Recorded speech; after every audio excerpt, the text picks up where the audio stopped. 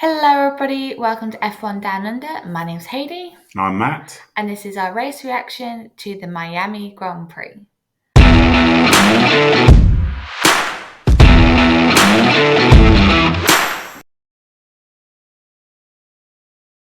Well, I didn't expect Miami to be so exciting. It had lots happening. Yeah, I thought it was going to be underwhelming, but it surprised me. Yes. Yeah, normally it's just all about the sort of celebrities and the different things, but this time it was actually about the race itself. Yeah. Well, first of all, I think we need to talk about the different tyre strategies, I think, from the beginning. Yeah. I think it was very interesting how the two Mercedes had different tyre strategies from the get go.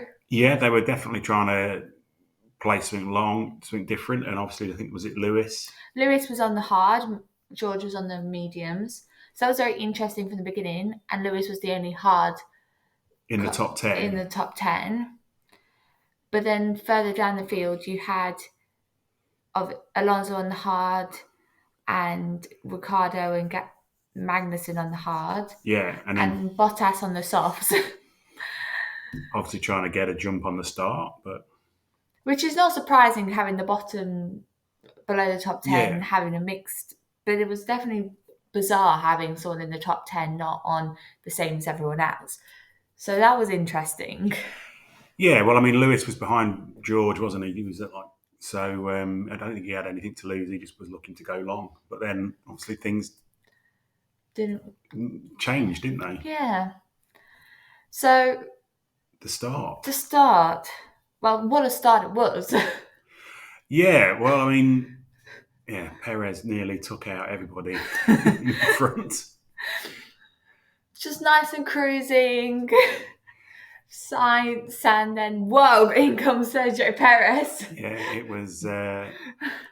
He did well. He kind of did what Lewis did. I think the gap opened up in the sprint race. The gap opened up, and he went for it, and then Unfortunately, locked up. locked up. He had got cold tires, heavy car, and you turn into a mobile chicane, which And everybody missed. But it did cause a bit of a few ructions. Interestingly, I thought Hamilton had an amazing start, seeming he was on the hard hard.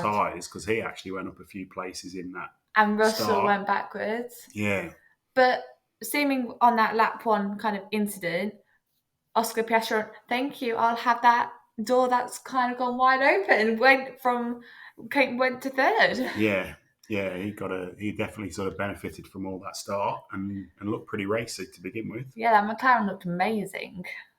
Particularly as he hadn't had all of the upgrades that Lando No, had. he So only had half the upgrades. So, and the funniest thing watching the start, the Alpines would go racing side by side all the way lap one, and yeah, I'm amazed they got round that corner onto the back straight. I thought they were destined to take each other out. and I was thinking, your teammates, don't take each other out. We don't. It was amazing racing. Yeah, they gave each other just enough, and yeah, so it was. It took a while. I think it was only about lap 7 or 8 by the time they replayed it because there was so much stuff going on. Oh, it was hard racing, Yeah, like in the sprint race. that's it. And then obviously, sort of Max got out in front, didn't he? Yes, and then And was kind of it wasn't pulling away anywhere near as much as I thought. I thought Oscar Piastri kept him, no, he kept about 2 to 3 seconds, and I put him under thought, some pressure. is Max managing or is he just keeping that pace? So I thought this is quite interesting. McLaren could actually catch him at a Yeah, push. and then I think there was quite a few people went in early, even though they're on the Yeah, mediums and they reckoned it was going to be lap 15. There were people pitting at earlier than that. lap 12. So some of the backfield pitted at lap 11 and 12. So Albon, Stroll, and Sargent. And I think they were all to cover off each Yeah, they were other. all racing each other. So once one went in, they all went in. Bottas didn't surprise me pitting earlier because he was on the softs, but it was very early, which made it quite interesting. Yeah, and then But it, But the interesting thing, which was on the radio, Verstappen's radio was saying, "You need to push, not manage your tires." Yeah, yeah. Obviously, that was coming in towards when he stopped. He was going, got given the hurry up, which is probably the first time this season that that's happened. Yeah, I think the McLaren push was actually quite. That gap wasn't big enough because the undercut isn't obviously strong in Miami, but you need to create a big enough gap to pit safely. Yeah, and they wanted to make sure they got him out a little bit further up the field, didn't they? But it was a cracking pit stop they did, the Red Bull. The Red Bull pit stops, I do have to say, were amazing. Yeah.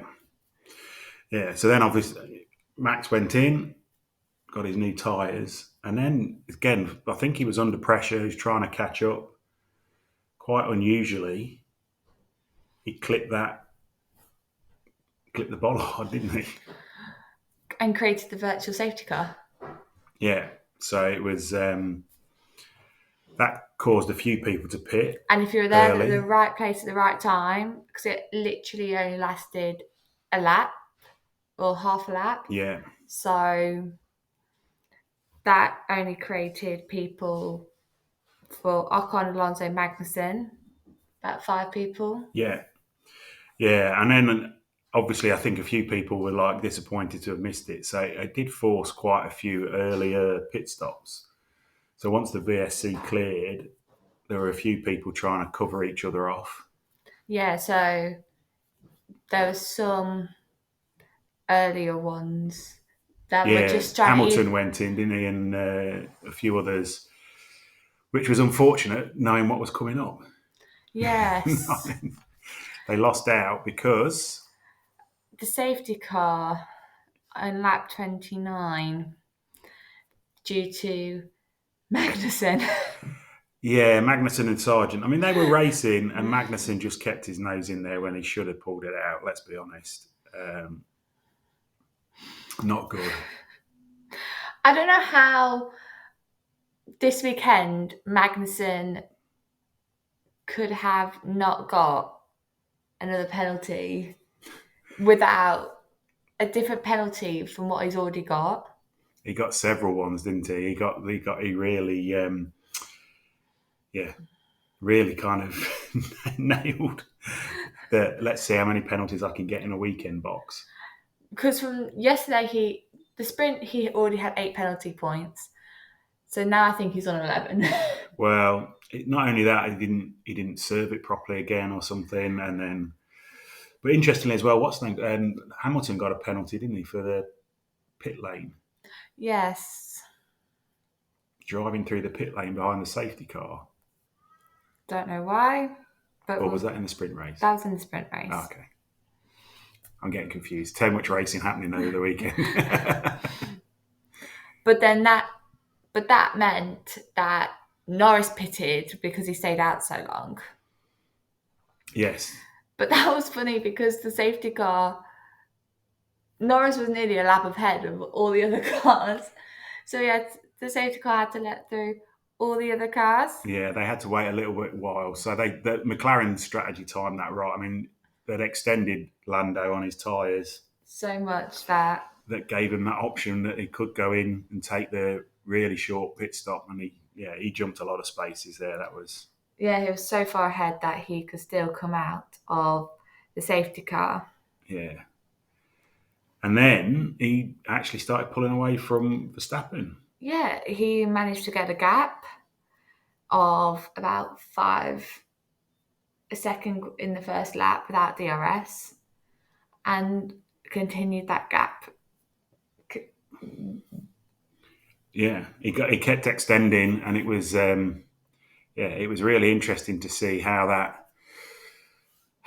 that kind of played out, and that the pace that the McLaren had compared to the Red Bull, it was really strong. You know, I think it was a shame. I guess we didn't really see any of that in the sprint race because he got knocked out.